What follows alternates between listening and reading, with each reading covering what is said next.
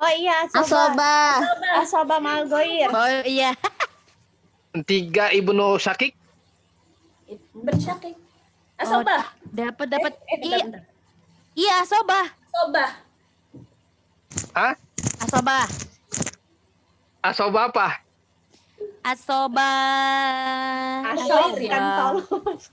Asoba Binafsi. Asoba bin Nafsi. Tapi ingat, Ibnu Syakik itu di atas atau di bawah atau sejajar dengan di bawah. Di bawah berarti dihalang, berarti nggak dapet ya. Kan nggak boleh dalam satu permasalahan ada 2 asoba. Iya. Maka yang dekat menghalangi yang jauh. Nah, Iya, jadi itu iya. Syakiknya nggak dapet tadi. Kecuali begini. Kecuali saya ganti nih. Zaujatun Ibnu Syakik, Uktun Syakiko. Misalkan gini. Uktun Syakiko. Ada Zaujatun, ada 3 Ibnu Syakik, ada Uktun Syakiko. Uktun Syakiko dapat berapa? Uktun Syakik. 2/3. Enggak, setengah kan sendiri. Oh iya, setengah. 3 Ibnu Syakiknya berapa dapatnya? Asoba. Hah? Iya, asoba. Karena Uktun Syakiko itu bisa menghalangi Ibnu Akhi Syakik ketika dia dalam keadaan asoba bin nafsi dengan akhun syakik, asoba bil ghairi dengan akhun syakik, ketika dia Uktun Syakiko itu dapat asoba bil ghairi ketika ada bintul atau bintul ibn. Ketika dia tidak dalam keadaan asoba bil ghairi ataupun mal ghairi Uktun Syakiko itu, maka dia tidak bisa menghalangi Ibnu Akhi Syakik. Ngerti nggak? Kalau tadi kasusnya nggak pakai banat ya, Tat? Ya, kalau ada banat, dia kan asoba mal ghairi Uktun Syakiko. Berarti dia bisa menghalangi Ibnu Akhi Syakik karena dia asoba mal ghairi. Tapi kalau dia Uktun Syakiko itu bukan dalam keadaan asoba mal ghairi atau asoba bil ghairi, nggak ada akhun syakik, maka dia seperti bagian aslinya Ibnu Akhi Syakik dapat asoba gitu.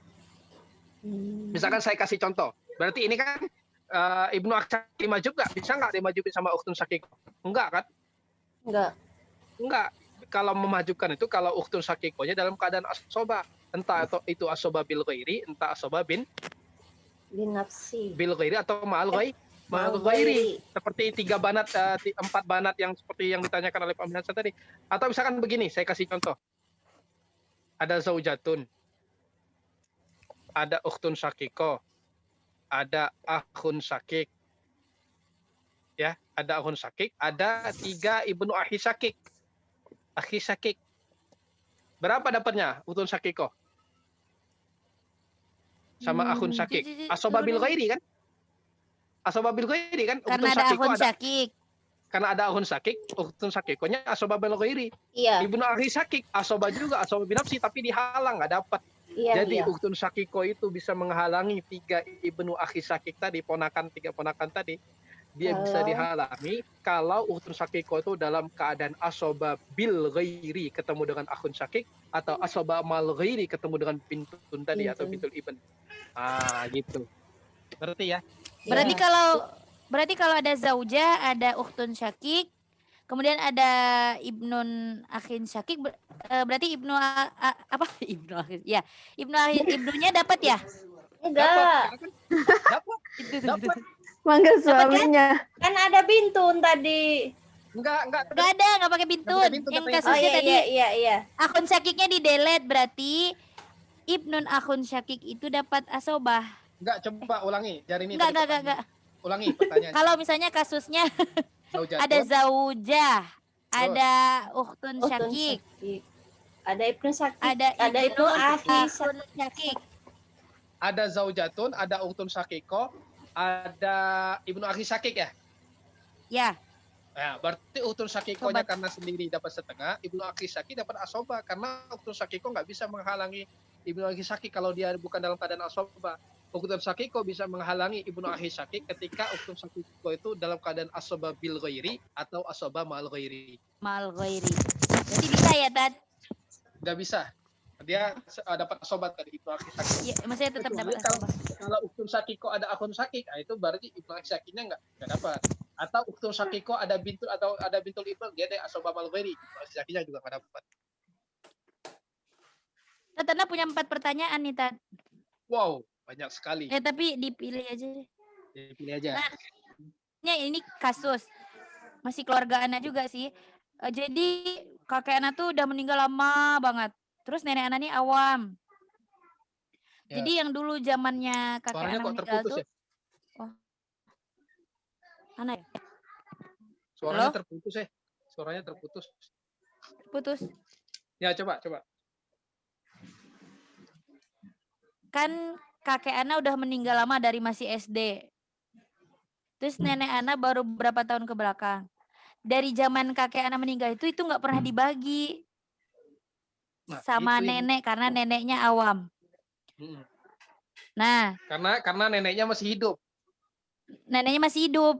Udah gitu kan, kayaknya pas lagi masih hidupnya juga kakek itu, kayaknya nggak dipisahin gitu loh, mana harta suami, mana harta istri, atau memang itu harta bareng-bareng gitu. Jadi kayak nggak diakatkan gini. gitulah.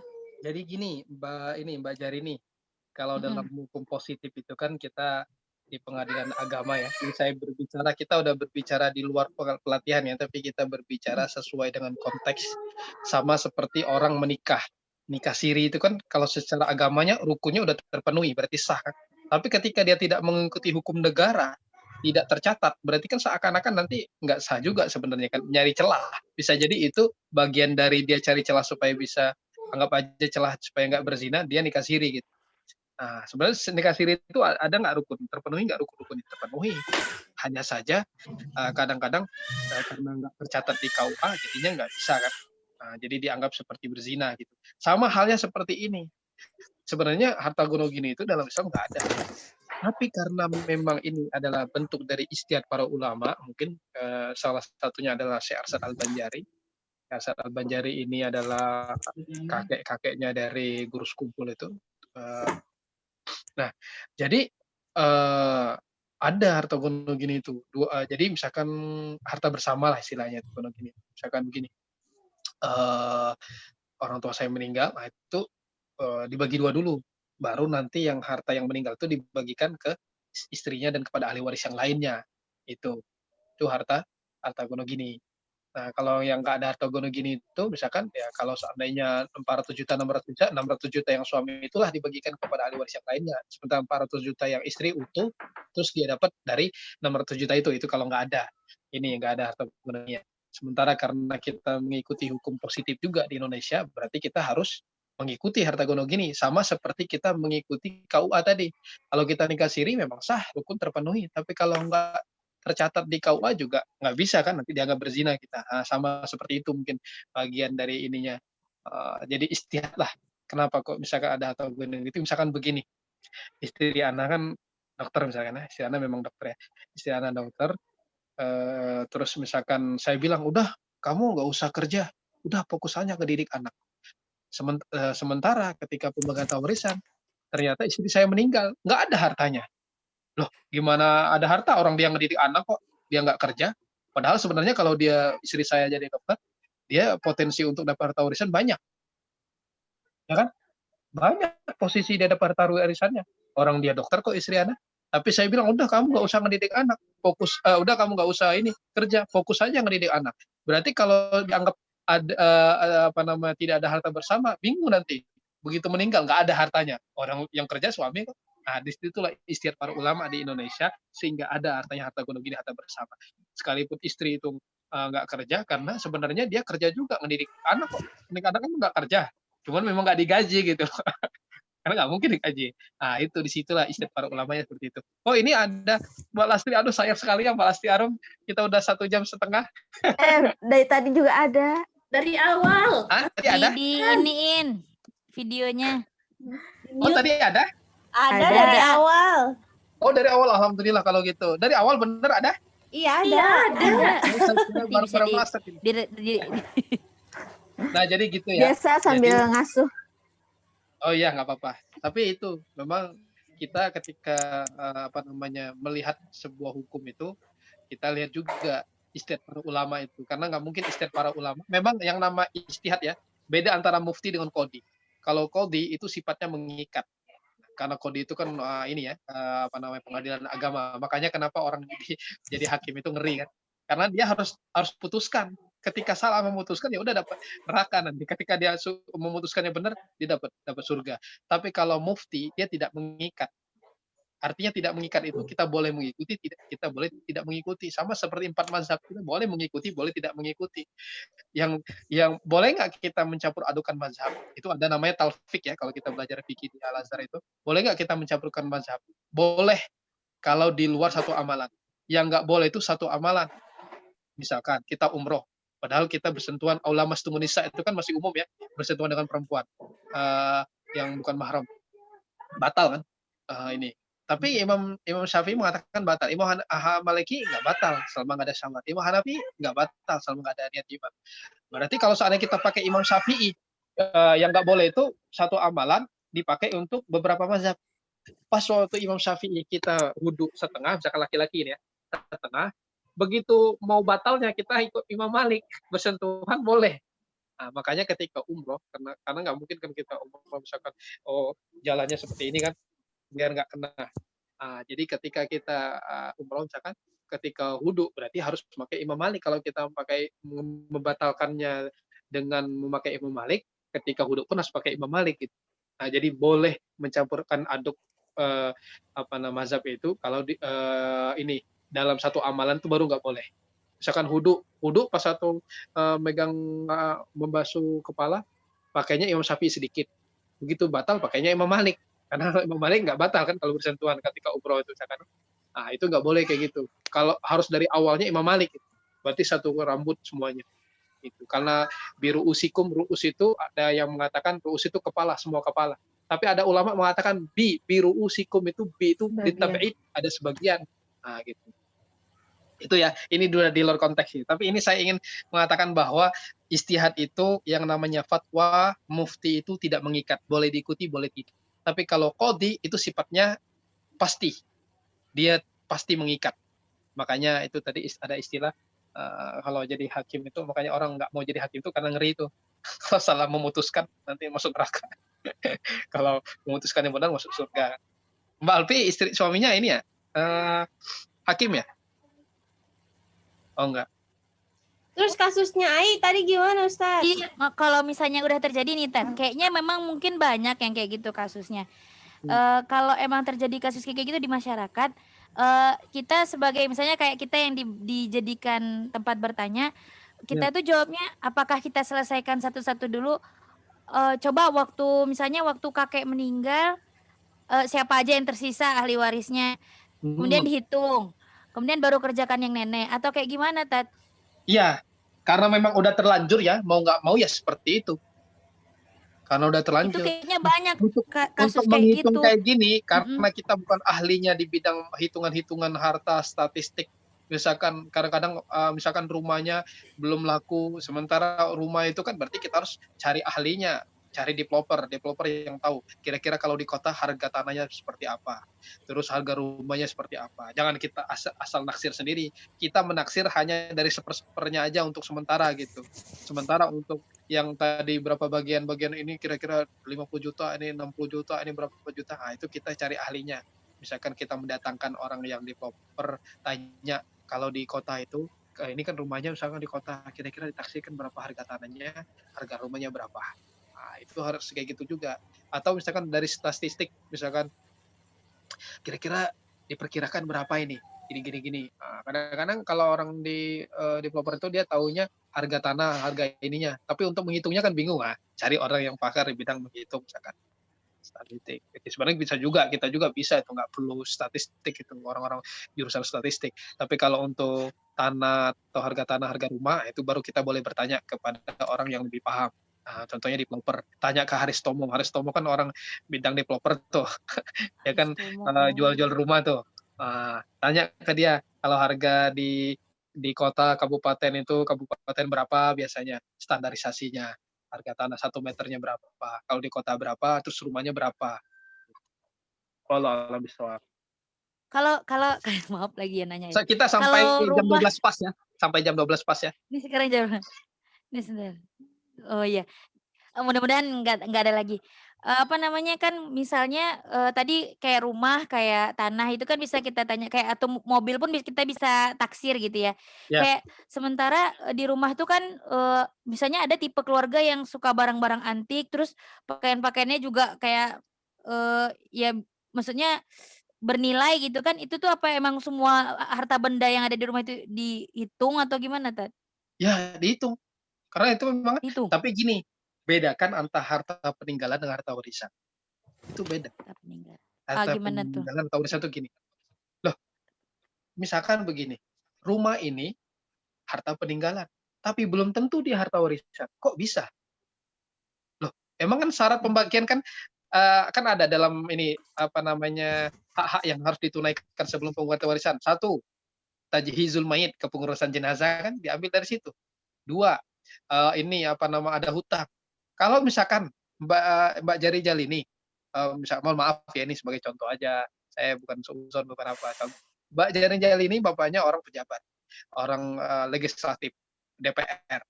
Ternyata rumahnya itu memang harta peninggalan dari orang tuanya, tapi ternyata terjerat korupsi. Diambil ininya, berarti bukan harta warisan nanti karena bayar hutang dulu. Sementara jadi pengurusan jenazah, habis itu hutang. Nah, hutang itu ada dua, menurut para ulama ada dua. Ada hutang yang kepada Allah, ada hutang kepada manusia. Hutang kepada Allah itu maksudnya gimana? Dia belum sempat bayar zakat, harus dibayar zakat. Nah, atau misalkan dia dulu ini istilah para ulama ya, atau misalkan dia niat dia ke semasa hidupnya dia kaya raya. Misalkan Mbak Jarini Jalini kaya raya. Tapi ternyata padahal rukun Islam itu haji bila mampu. Sementara dia udah kaya raya bila mampu tapi dia nggak berhaji. Disinilah ada badal haji itu. Jadi hutang juga dimasukkan di situ. Ada itu di badal haji. Nah ini kita ke filsafat ilmu bukan ke pelatihan ya, ke filsafat ilmu. Filsafat ilmu mewarisnya. Nah, jadi kalau seperti itu bagaimana? Nah, jadi ingat harta peninggalan baru disebut dengan harta warisan setelah ditunaikan hutang-hutangnya. Ada Spiderman. Spiderman. Ada Spiderman ya Mbak Alfi ini. Anaknya pakai ini. Nah, gitu ya. Jadi apa namanya? Kalau seperti itu maka hutangnya dilunasi dulu. Nah, jadi semua yang dikatakan oleh Mbak Jarini itu harta peninggalan. Nah, tapi kalau seandainya yang itu ternyata minjem, yang barang antiknya minjem harus dikembalikan. Jadi jangan dianggap harta warisan. Atau misalkan itu dia minjem atau kalau enggak hutang, tetap hutang dulu. Kadang-kadang begini, orang tuanya dia punya harta 2 miliar. Orang tuanya punya hutang 2 miliar. Sama ahli warisnya dianggap pura-pura nggak tahu. Oh, udah dibagikan, semua cepet-cepet kita bagikan. Biar nanti ketika bayar hutang seakan-akan kita nggak tahu aja gitu. Nah, itu yang nggak boleh. Kan ada yang kayak gitu sebagai masyarakat itu. Ya, dia padahal hutang itu harus dilunasi dulu baru pembagian warisan. Karena urutannya itu tajhizul mayit diambil dari harta yang meninggal, kemudian hutang piutang diambil dari harta yang meninggal, sama ada kalau ada wasiat meskipun wasiat ini nggak wajib ya. Kalaupun ada sepertiga gitu. Nggak boleh lebih dari sepertiga.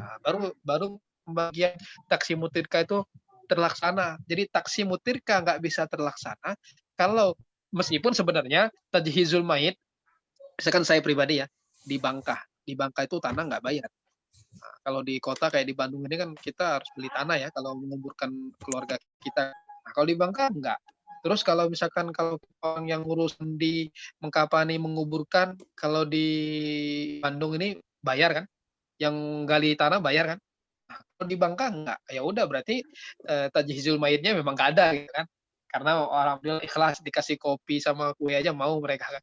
Kalau di Bandung nggak mau mereka. Kasih 1 juta untuk menggalinya. Terus tanahnya beli misalkan. Oh iya kalau beli, kadang-kadang nyewa juga kan. Gitu. Nah, baru bayar hutang. Kalau memang nggak ada hutang ya alhamdulillah.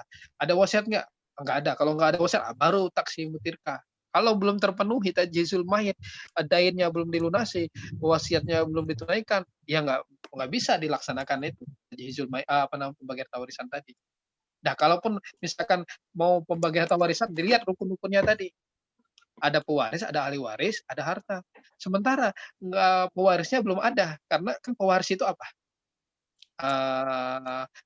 Ini kan meninggalnya seorang ahli waris, pewaris itu kan. Sementara nggak ada yang meninggal, ayo kumpul kita kita bagikan. Nah, itu bukan pembagian harta warisan. Loh, belum ada yang meninggal, sedangkan rukunnya pewaris. Pewaris itu ada orang meninggal. Nah, belum ada yang meninggal tapi udah dibagikan. Nah, berarti menyalahi rukun pewarisan kan? Rukun pembagian harta warisan itu ada pewaris, ada ahli waris. Pewaris itu ada yang meninggal. Sementara belum ada yang meninggal, berarti itu namanya hibah aja membagikan. Ada pewaris, ada ahli waris. Sementara nggak ada ahli waris. Kalau nggak ada ahli waris, ya berarti nanti zawil arham nanti. Permasalahan zawil arham. Ada ahli tanzil, ada rahim, ada ahli qurabah. Itu kalau nggak ada 25 orang itu nggak ada misalkan. Di bagan Sajaratul Miras itu nggak ada, dibagikan kemana? Jangan ke Baitul Mal. Jangan langsung dibagikan ke Baitul Mal, tapi berikan ke zawil arham. Zawil arham itu misalkan bintun. Bintun punya anak, namanya bintu bintin. Bintu bintin itu dapat nggak? Dapat bintu bintin itu, asalkan semua di bagan itu nggak ada sama sekali. Nah, jangan langsung dibagikan ke Baitul Mal, nggak boleh. Bagikan dulu ke zawil arham. Nanti rumusnya zawil arham itu ada 3 mazhab. Ada ahlul qurabah, ahlul rahim, ahlul tanzil. Nah, itu di syariah juga kita belajar, meskipun itu nggak dibahas. Nah, saya dapatnya di luar kuliah malah. Karena itu agak ribet juga. Yang kalau sebenarnya nggak terlalu ribet-ribet banget sih, bisa dipahami. Tadi Gitu apa ya. tadi nyebut ke Baitul Mal itu jika apa? Kalau yang dibagikan ke Baitul Mal itu jika tadi ada nyebut Enggak, kayaknya nggak bakalan bisa dibagikan, kan nggak mungkin si nggak punya Bintun nggak kalau punya. punya anak. Pasti Nggak ada punya kan Bintun punya keluarga. anak, punya keluarga kan. Kayaknya nggak mungkin nggak ada sama sekali keluarganya, nggak mungkin. Kalau nggak ada sama sekali yang 25 di bagan ini mungkin iya. Tapi kan kalau nggak ada sama sekali keluarga kayaknya nggak mungkin, pasti ada lah. Gitu. Jadi dibagikan, misalkan akun sakik nggak mungkin dia nggak punya ini kan bintu akhi sakik, pasti ada kan. Masa dia cuma anak laki-laki, kadang-kadang ada kan. Dan akun sakik kan nggak mungkin dia sendiri. Bisa jadi ada akun sakik yang 3 orang misalkan. Akun sakik 3 orang itu nggak mungkin dia nggak punya anak perempuan. Ada kan? Nah, kalau anak perempuannya ada, berarti bintu akhi sakik. Meskipun dia bukan dikatakan ahli waris, tapi dia dikatakan zawil arham. Zawil arham dapat nggak? Dapat selama tidak ada 25 ini. Nah, itu yang dibagan. Gimana? Ada lagi mau tanya? 9 menit lagi. Ada tapi takut ngabisin Boleh, boleh. waktu. Enggak, sampai jam pokok ada 9 menit lagi 9 nih. menit lagi. Sampai jam 12. Kalau misalnya tadi kan Cenit nanya tentang ma'al apa? Asabah ma'al ghair. Coba pengen hitungannya asabah ma'al ghair itu kan kalau asabah bil ghair 1:2, 2 laki-laki 1 perempuan. Kalau asabah ma'al ghair itu 1:1 ya tadi bilangnya? Enggak. Enggak ya? Bukan 1:1. Yang penting dia sisa aja. Gini, kalau misalnya kasusnya ada zaujah, Ya, kemudian tulis nih. ada bintun 2 misalnya. Ada 2 banat, 2 bintani. Iya banah bintan. Bintani. Kemudian ada Bintani. 2 akhwat syakik. Ada 2 Hah? ada 2 Ukhtani syakikotani ya? tadi ya. 2 ukhtani syakikotani. Ya. Oh, ya. Kemudian ada 2 ukhtani li'ab. Ukhtani li'ab. Nah, misalnya kayak gitu. Itu kan berarti ma'al ghair ya? Ya, ini kita hitung nih sekarang. Oke. Zaujatun ada furu berarti 1/8. 2 bintani enggak ada iban berarti dia resmi 2/3. 2 ukhtani syakikotani. Dia berapa dapatnya? Asoba ma'al ghairi. 2 ukhtani li'ab enggak dapat sama sekali. Karena 2 ukhtani li'ab itu dapat 2/3, dapat 2/3, tidak ada akhun li'ab dan tidak ada ukhuwah syakiko, baik itu ukhtun syakiko atau akhun syakik kan? Benar nggak? Masih ingat nggak itu? Kemarin kita belajar itu. Berarti dia mahjub. Sebenarnya kan 2 ukhtani syakikotani dapatnya 2/3 kan? Tapi karena ada 2 bintani dia dapat asoba mal ghairi. Terus 2 ukhtani li'ab itu dia nggak dapat karena apa? Karena ada 2 ukhtani syakikotani. Gitu. Oke. Terus berapa bagiannya? 8 dan 3 berarti 24. 24 bagi 8 kali 1 sama dengan 3, 4 bagi 3 8, 8 kali 2 16, berarti 19 sisa 5. Ya udah 5 itu buat 2 ukhtani syakikotani. Sementara 2 ukhtani li'ab nggak dapat dia. Gitu. Lihat papan tulisnya, Ustaz. Oh iya. Gimana ya? Gedenya. Bentar. Oh, susah. Ini. Jadi dua ukhtani syaqiqatani dia asoba mal ghairi karena ada dua bintani. Kemudian dua ukhtani li'ab nggak dapat, terhalang oleh ini dua ukhtani syaqiqatani. Kan dua ukhtani li'ab itu dapat 2/3 kalau dia nggak ada akhun li'ab dan tidak ada ukhwah syaqiqah, baik itu ukhtun syaqiqah atau akhun syaqiq. Tidak ada furu sama sekali dan tidak ada ab kan syaratnya itu. Berarti nanti ini 3 ini berapa? Kan ini berarti 24 ya. Sama ya. Di atasnya aslul masalah 24, majmu' siamnya 24. Berarti ini namanya masalah al-adilah. Tapi kalau misalkan yang di bawah ini majmu' siamnya lebih sedikit, namanya rod. Kalau lebih banyak, namanya aul. Tapi aul harus 24 ke 27. Kalau 24 ke 28 berarti salah ngitung. 24 ke 25 salah ngitung. Karena rumusnya aul itu udah pasti. 6 ke 7 ke 8 ke 9 ke 10. Misalkan di sini di atasnya 6, berarti di bawah ini awalnya pasti 7. Kalau nggak 7 pasti 8, 9, 10. Kalau di sini misalkan 12, ini asul masalahnya pasti di sini 13, 15. Oh, lebih besar ya, Ustaz? 17. Ya, lebih besarnya itu harus jelas. Misalkan 12. 12-nya ke 14, lebih besar juga, tapi nggak boleh. 12 itu harus ke 13, ke 15, dan ke 17. Kalau ke 14 berarti salah ngitung. Misalkan di sini asul masalahnya 12. Terus di sininya 14 berarti salah ngitung. Karena 12 itu pasti ke 13, 15, dan 17. Terus kalau 24 pasti 27. Jadi bukan berarti kalau lebih dari asul masalah langsung dihukumi aul. Enggak, 24 itu hanya ke 27 aja. Kalau 24 ke 25 hitung juga. 24 ke 28 salah ngitung juga. Karena rumusnya 24 ke 27 aja. Itu udah paten. Rumus aulnya itu udah paten. Nanti kita bahas lah masalah aul. Siap. Bisa berapa Makanya menit lagi? kalau hari ini itu nggak hadir, waduh nyesel. Makanya yang penting itu sebenarnya 4 pertemuan pertama itu hadir aja, itu paham nanti. Tapi kalau pertemuan pertama nggak datang, kedua nggak datang, tiga baru sekarang datang, atau pertemuan kedua nggak datang, bisa aja sih, tapi agak lama gitu, agak lambat. Saya pertemuan kedua nggak hadir, Ustaz. Jadi tadi agak bingung yang ma'al goyer gitu. Siapa? Oh, ma'al ghairi. Iya. Ya, sebenarnya nanti aja lah, Ustaz. Kalau ma'al ghairi, memang ini apa namanya? Kalau bil ghairi dua-duanya asoba antara ibn dengan bintun atau ibni dengan bintun ibni. Kalau ma'al ghairi hanya ukhtun syaqiqah dan ukhtun li'ab aja. Ya. Tapi sebab-sebabnya udah hafal belum? Ini Mbak apa? Belum, Ustaz, nanti gampang googling. Ya. Tapi tetap memang harus ini ya, harus kadang-kadang kalau kita googling itu bukan dengan Sajaratul Miros, itu kebingungan juga. Saya kasih contoh ya, saya ulangi ya, tapi cepat ya, mudah-mudahan bisa ditangkap. Zaud dapat setengah kalau tidak ada, saya kasih X, tidak ada furu. Kalau 1/4 ada furu. Zaujah saya kasih X, berarti nggak ada, karena 1/4 itu lebih banyak dari 1/8. Berarti kalau ada dia dapat 1/8, dia berkurang, namanya hijab nukson. Ya. Bintu dapat setengah kapan? Ketika sendiri dan tidak dapat pasang derajat. 2/3 kapan? Ketika lebih dari 1 tidak ada pasang derajat. Bintul ibn kapan dapat setengah? Sendiri, tidak ada pasangan sederajat, tidak ada ibn, tidak ada bintun. Karena kalau ada bintun, sekalipun bintul ibnnya setengah, kalau bintunnya udah dapat setengah, pasti dapat 1/6. Bintul ibn, karena menyempurnakan 2/3. Kapan dapat 2/3? Lebih dari 1, tidak ada pasang derajat, tidak ada ibn, bintunnya tidak ada bintun. Karena kalau ada bintun, berarti dia nggak resmi dapat 2/3. Sekalipun bintunnya sendiri,